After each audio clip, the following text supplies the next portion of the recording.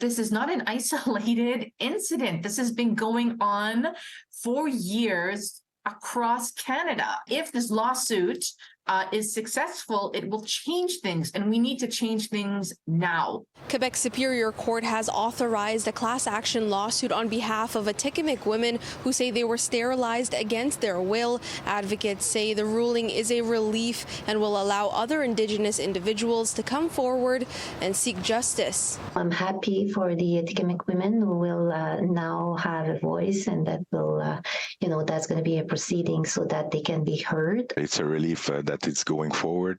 The system, justice system, is willing to listen. I think it's going to bring other women forward. The lawsuit demands unspecified damages from 2 doctors and the estate of a third, who the 3 plaintiffs say violated the Canadian Charter of Rights and Freedoms and Quebec's Civil Code. The plaintiffs, who are identified only by their initials, are also putting some of the blame on a local health authority which is not identified by name. It's important that we talk about it if we want the truth, if we want to know exactly what's been happening and what is still happening today. A report released last year by the First Nations of Quebec and Labrador Health and Social Services Commission found that there had been at least 22 cases of forced sterilization of First Nations and Inuit women in Quebec since 1980.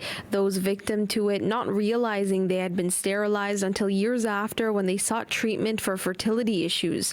Marjolaine Siwi, part of the commission behind the report, says measures need to be put in place within medical institutions to better protect Indigenous patients. There needs to be proper mechanism put in place. It's not normal that people are going to fear to go to the hospital or the physician or anything like that to get proper care when they need it. It is really an example of systemic racism within the institutions, being at hospitals. Nakuset of the Native Women's Shelter of Montreal says the lawsuit will set a precedent for both victims and medical institutions. It's the same thing when the inquest happened to Joyce Echequan's death. It made people think, ooh, maybe I shouldn't insult an Indigenous woman. Maybe I should do better. Maybe I should treat them with respect. Unless we fight, it's as if the status quo is fine. It's fine. That's got to change. So we have to. In Montreal, Felisha Adam, City News.